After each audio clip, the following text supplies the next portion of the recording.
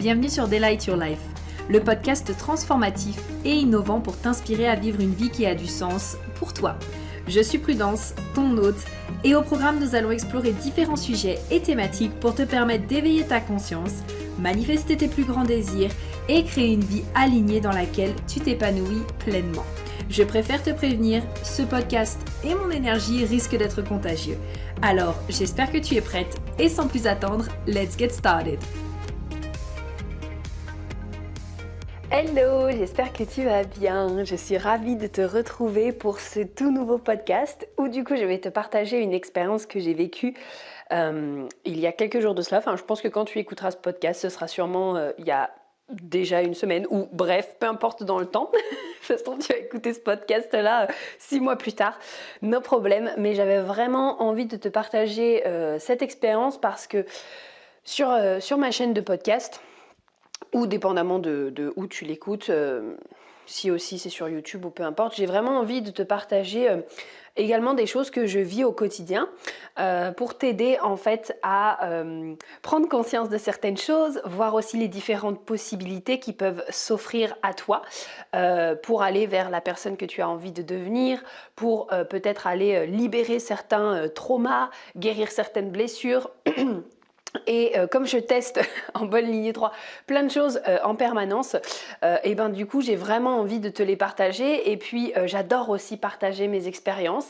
Et comme celle d'aujourd'hui, du coup on va parler de la première fois où j'ai été dans une vie antérieure accompagnée de la belle Lucie. Et j'espère vraiment que ça va te plaire parce que moi j'en suis ressortie, j'étais vraiment genre tu sais scotchée et ébahie.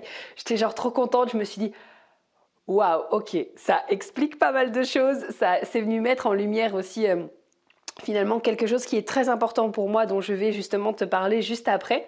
Et du coup je me suis dit allez, je vais en faire un podcast, comme ça je vais leur raconter un peu justement comment ça s'est passé, comment est-ce que j'ai vécu la chose, à quoi aussi est-ce que vous pouvez vous attendre et à quoi est-ce que tu peux t'attendre en fait si par exemple tu fais un voyage dans une vie antérieure et spécifiquement du coup avec Lucie, puisque je n'ai testé qu'avec elle pour l'instant. Et voilà, donc mais écoute, sans plus attendre et sans te faire languir plus, c'est parti. Et j'espère que tu as de quoi être tranquille, peut-être tu vois genre ta tasse de thé ou de café ou un cocktail, ou qu'en tout cas tu es bien installé ou que tu es dans ta voiture en train d'écouter un podcast, peu importe. Moi j'adore écouter mes podcasts dans la voiture, bref, en tout cas que tu es bien installé. Donc, il y a quelques jours, j'ai fait mon premier voyage dans une vie intérieure. En fait, donc là, je suis chez une amie actuellement. Et en fait, cette amie a une amie qui s'appelle Lucie, du coup, est passée nous voir. Et en fait, justement, on se questionne, on se connaissait pas, donc je lui pose des questions pour savoir un petit peu qu'est-ce qu'elle fait, etc. Puis elle m'explique. Et en fait, tout de suite, vraiment, genre mon sacral, il était là en mode « Oh, je veux faire ça, je veux tester ça, je veux faire ça, je veux essayer ». Vraiment, enfin, ça a été tout de suite non négociable. Et du coup, donc j'ai proposé à Lucie savoir si c'était ok pour elle. Je lui ai demandé si on pouvait faire une séance, etc. Et elle m'a dit oui, avec grand plaisir. Et du coup, quelques jours plus tard, on l'a fait. Et donc, c'était vraiment, vraiment une véritable expérience. Surtout que Lucie, elle est vraiment là aussi pour mettre en confiance. Elle est là aussi pour nous guider. Et donc, quand je suis venue, j'ai été dans son cabinet, etc. Et donc, elle commence à m'expliquer un petit peu comment ça va se passer, qu'elle va me guider tout le long, elle m'explique un petit peu le processus, etc. Parce que, comme je te disais, tu vois, elle est là tout le long avec nous. C'est elle qui nous guide et en fait, à aucun moment, en fait, on se retrouve seul. On est vraiment guidé de A à Z. Et comme elle le disait, comme elle me l'a dit à la fin, parce que du coup, je lui expliquais que moi, par exemple, tout ce qui était voyage dans la vie antérieure, sortie de corps astral ou toute autre chose, c'était pas du tout quelque chose que je ferais seule parce qu'on ne sait jamais ce qui peut se passer. Elle m'a dit oui, c'est vrai qu'en présentiel, j'aime bien parce que du coup, si jamais la personne, je vois que peut-être elle commence à stresser ou quoi que ce soit, je peux toujours lui toucher l'épaule et donc du coup lui faire sentir que « Eh oh, je suis là, coucou, je vais t'aider, tout va bien, tu vas pouvoir revenir, etc. » Et donc moi, ça c'est vrai que c'est le genre d'expérience que je préfère faire avec quelqu'un et avec quelqu'un qui va être là pour me guider. Donc du coup, voilà, elle m'explique tout ce qu'on a à faire, etc. Elle me sort la table allongée, parce que moi, je préfère être allongée. Je t'avoue, tu vois, c'est un peu comme quand je fais une méditation. Je préfère être allongée parce que si je suis assise, En fait, je suis en train de bouger toutes les 2 minutes pour me remettre correctement, mon dos s'affaisse, etc. Bref, donc je préfère être allongée. Et puis du coup, c'est là que le voyage a démarré. Donc en fait, elle démarre par une induction. Ce qui permet du coup, tu sais, voilà, de descendre, etc. Et puis de se relâcher, de se détendre, d'aller dans d'autres niveaux de conscience. Et puis bah, du coup, elle m'avait demandé donc d'imaginer un endroit, un peu un endroit qui serait le mien, un peu un lieu ressource comme elle me disait. Et c'était vraiment trop bien parce que du coup, moi j'ai vu, tu sais, une planète un peu comme la Lune, mais c'était pas la Lune. Et en fait, en face de moi, il y avait toute la galaxie et tout le cosmos.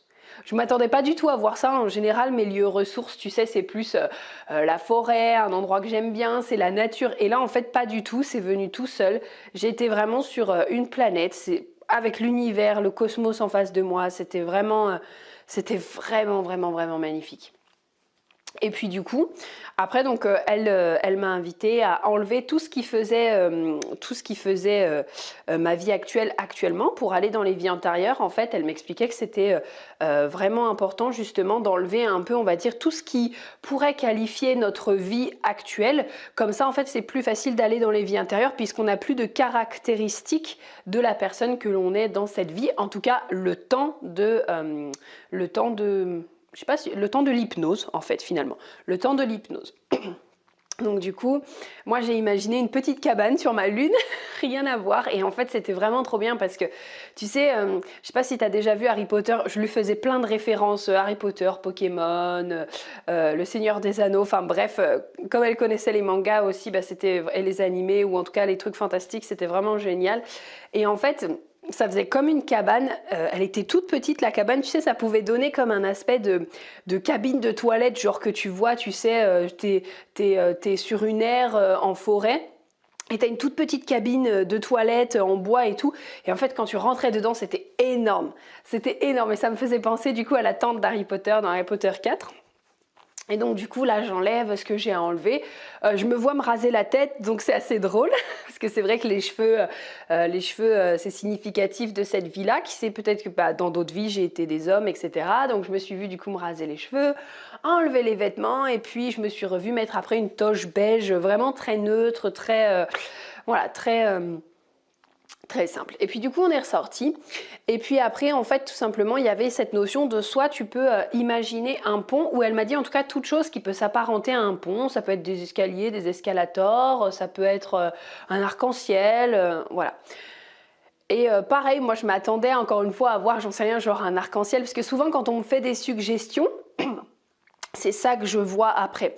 Sauf que là, en fait, pas du tout. J'ai vu un énorme escalier en verre. Tu sais, un peu comme dans Saul. Alors Saul, il n'est pas exactement en verre, mais ça me donnait cette sensation-là, que ça faisait comme un espèce de tapis roulant qui avançait vers, vers la lumière. Donc, sauf que là, c'était vraiment des escaliers en verre qui allaient tout droit, en fait. Donc, c'était vraiment très joli. Et puis après, donc, je suis arrivée en face d'une énorme porte rouge. Ça me faisait vraiment penser un peu à, voilà, à la porte des dieux. Enfin, c'était vraiment une très grande porte. Et puis du coup, elle m'a invitée donc à pousser la porte et derrière c'était tout noir. Donc je sais pas toi, mais moi je suis pas extrêmement à l'aise avec le noir déjà de base. Je me sentais pas du tout en danger non plus, mais bon, je sentais que c'était quand même quelque chose que je connaissais pas.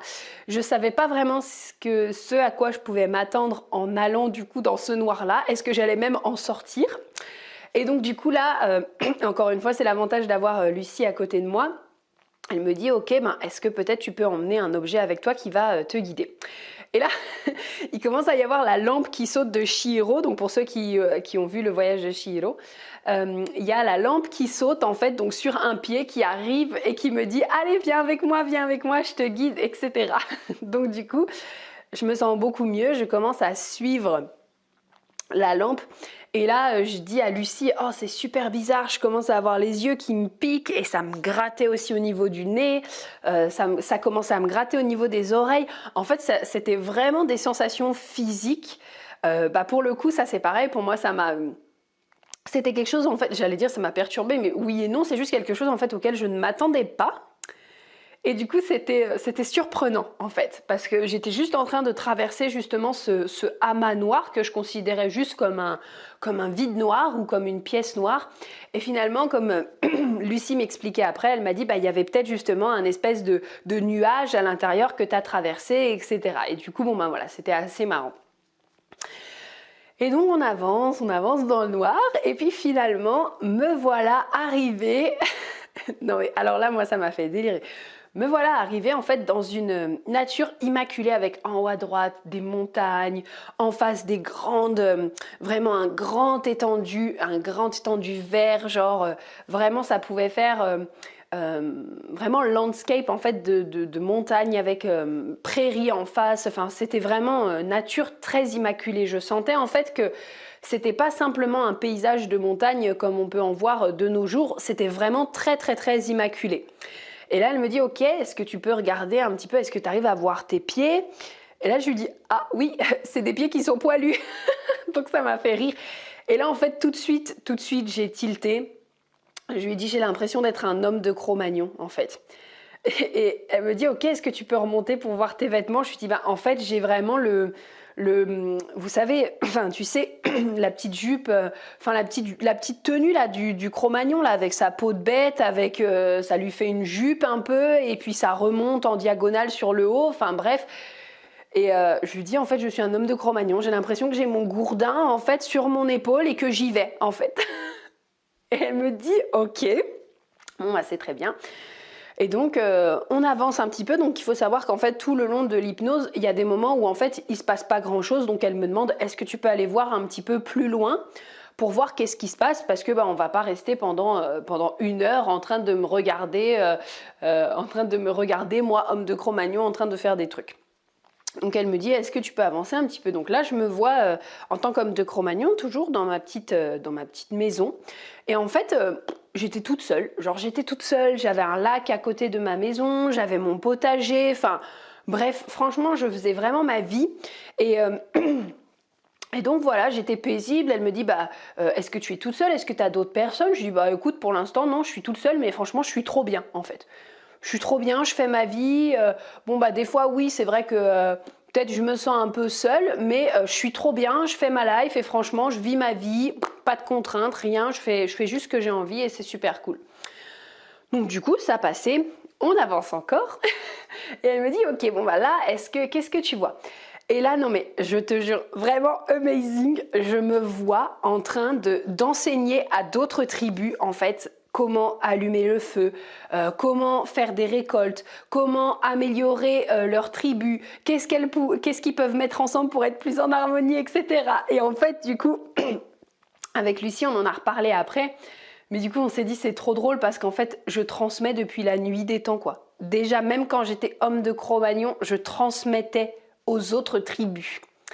Et c'est vraiment super drôle parce que ça fait vraiment écho aussi avec cette vie-là dans laquelle je suis actuellement, puisque une grosse partie de ce que je fais, et surtout si on prend mon HD, j'aime vraiment bien me référer au HD par rapport à ça, mais quand on regarde finalement quelles sont mes valeurs très, très fortes, il y a la transmission, ça a toujours été, même avant que je découvre le HD, je le savais déjà. Pour moi, transmettre, partager, ce podcast-là, c'est pas non plus un hasard.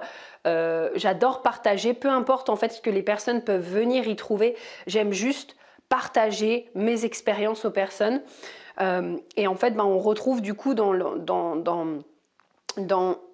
mon Vénus conscient et inconscient, on retrouve la porte 45, qui est du coup, je guide en donnant les informations à ma tribu, justement.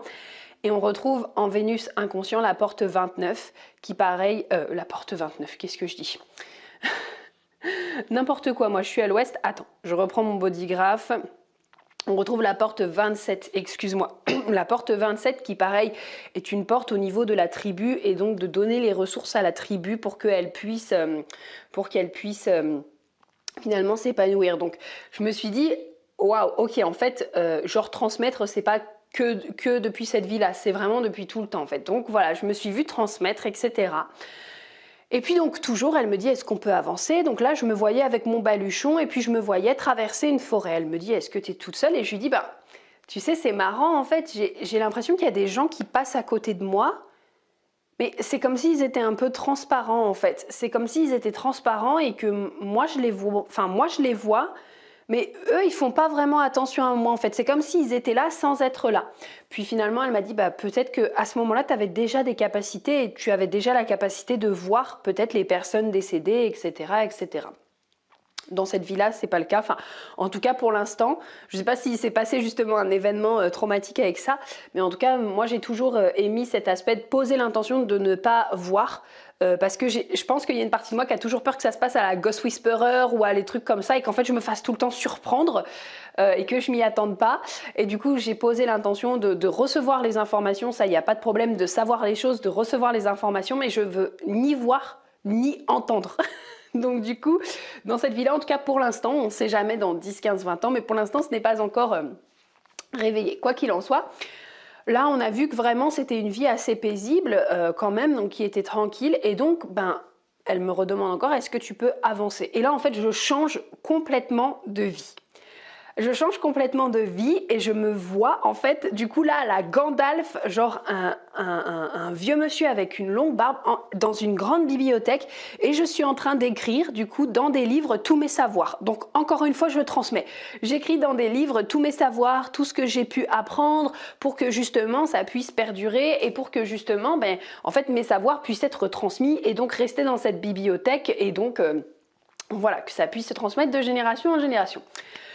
Sauf que du coup, je suis dans ma bibliothèque et là, je vois en fait quelqu'un qui arrive et cette personne me plante un couteau dans le côté du coup gauche et me dit en gros, écoute, merci frère pour toutes tes transmissions, merci, ciao. En gros, merci beaucoup, je récupère tout ton travail, allez, et maintenant toi tu dégages. Super, génial. Et là, je te jure, c'est le truc le plus fou, parce que Lucie, elle me demande, ok, est-ce que c'est quelqu'un que tu connais dans ta vie actuelle? Et là, je lui réponds, c'est mon père. Non mais mon Dieu quoi. Alors du coup, Lucie, elle a tout un protocole, donc elle va couper aussi tout ce qui peut être, voilà, les liens comme ça, par exemple, les liens des anciennes vies, les liens des choses, pour que voilà, ça se répercute pas dans cette, enfin, ça ne continue pas en tout cas de se répercuter dans cette vie. Mais j'étais là, ok, d'accord, bon, super. Ensuite, du coup, elle me dit, ok, est-ce que tu restes là? Est-ce que tu meurs comme ça? Est-ce que du coup, il se passe autre chose? Et je lui dis, non, il y a un petit garçon qui vient me sauver, en fait. Je vois là, il y a un petit garçon, il vient me sauver et tout. Je voyais vraiment genre le petit garçon un peu... tu sais, un peu, comment te dire, tu sais, un peu comme les scribes, oui, les scribes, genre avec, ça me fait penser au mec, genre dans Astérix et Obélix, mais tu sais, genre pareil, avec sa petite robe blanche, sa petite tunique, là, ses petites sandales, les cheveux un peu coupés au carré, et donc je vois un petit garçon comme ça qui arrive, il devait avoir une dizaine, 10, 11 ans à peu près, et elle me dit, est-ce que ça, c'est quelqu'un que tu connais dans ta vie actuelle? Et je dis, c'est ma sœur en fait. Et donc, c'était ma petite sœur Lydie. J'ai 2 sœurs. Et du coup, là, c'était ma plus petite sœur.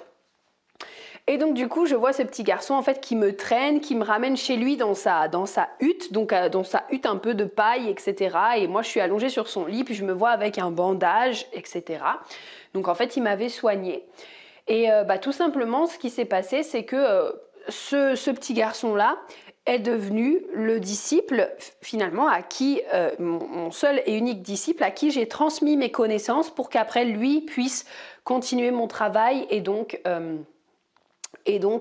continuer de transmettre les choses et transmettre mon savoir et ce que j'avais appris.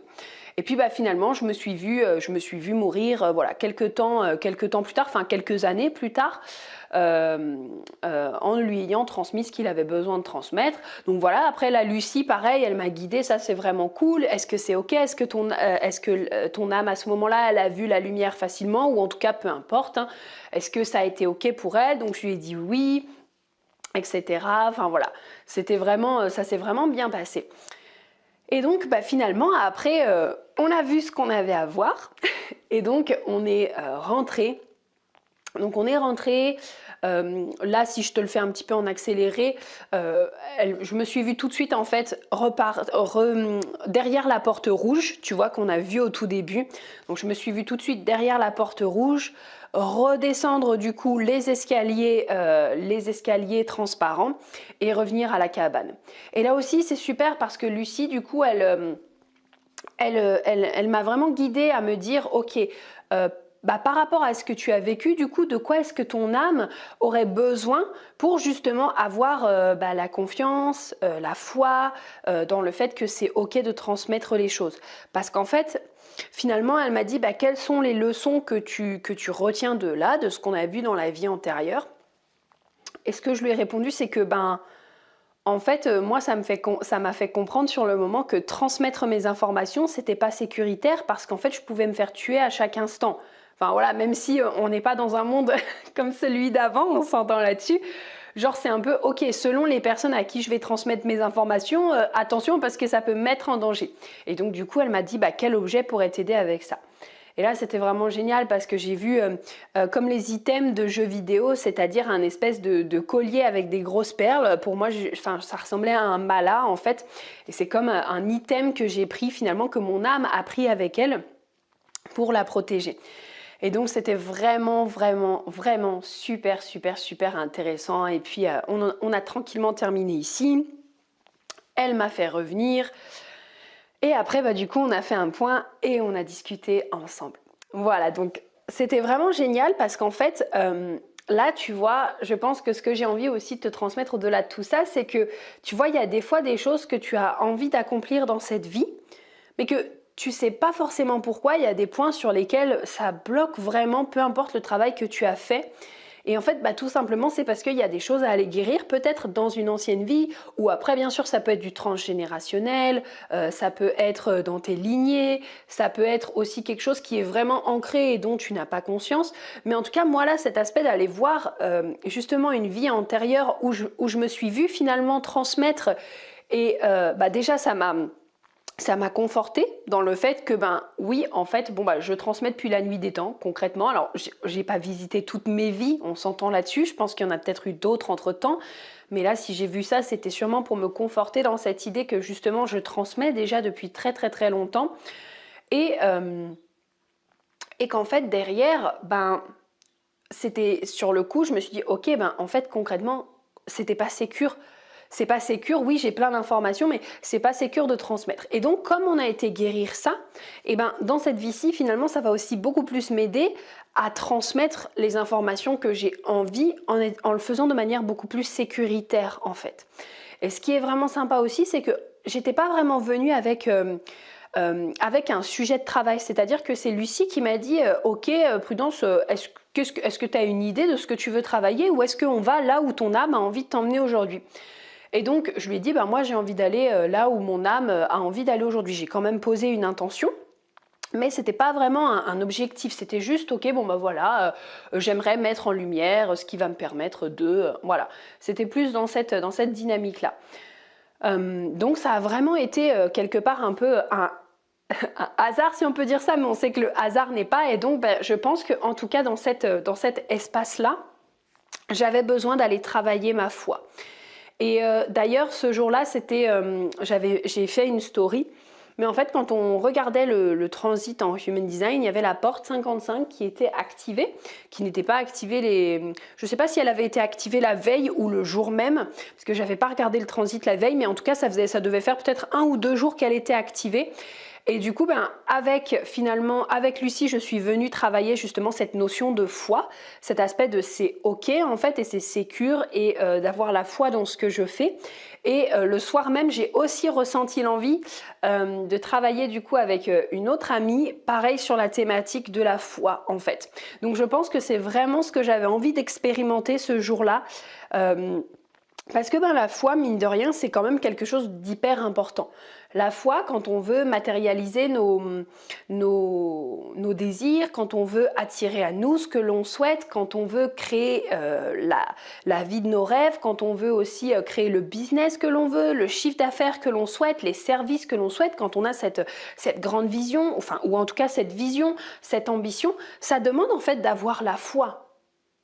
Ça demande d'avoir confiance, ça demande de ok, pour l'instant je ne vois pas encore dans mon monde matériel les résultats, mais j'ai la foi, je sais que ça va arriver. Et donc moi je sais que ça faisait déjà depuis 2000, ouais, à peu près 2015, 2016, que je travaillais justement sur cette notion de foi. Et il y avait toujours quand même quelque chose en moi qui était une partie de moi, en tout cas, qui était là en mode non, c'est pas sécure d'avoir la foi, c'est pas sécure d'avoir la foi, tu peux pas, tu peux pas, tu peux pas. Et finalement, avec les deux séances que là j'ai été travailler, ça m'a vraiment permis de libérer beaucoup de choses. Alors là, je suis encore juste après, donc je sais pas, on verra dans un mois comment est-ce que je me sens, mais juste déjà là, je me sens beaucoup plus sécuritaire, beaucoup mieux à l'intérieur de moi. C'est vraiment comme un ressenti, c'est pas quelque chose qui se matérialise, mais c'est vraiment à l'intérieur de moi, je sens que j'ai beaucoup plus la foi en fait. Et parfois, donc c'est pour ça aussi que je te disais au tout début, parfois tu vois, tu peux avoir des problématiques et juste tu travailles dessus ou alors tu as déjà fait pas mal de choses pour te libérer, etc. Mais tu sens que, tu vois, malgré ce que tu as fait, il y a toujours une partie de toi, tu vois, qui reste, on dirait, bloquée dans un vieux schéma tout pourri et tu sais pas pourquoi. Moi, je t'invite vraiment à aller explorer en fait tes horizons, comme par exemple, là, moi, je l'ai fait avec Lucie. Et d'ailleurs, si tu as envie de faire justement une séance de vie intérieure avec Lucie, sache que sur Instagram, c'est L comme Lucie, B comme Bono, donc lb.énergéticienne. Voilà, donc tu peux la retrouver. Moi, je t'invite vraiment, vraiment, vraiment à ne pas hésiter. Enfin, surtout si tu es aux alentours de Grenoble, puisqu'elle est aux alentours de Grenoble.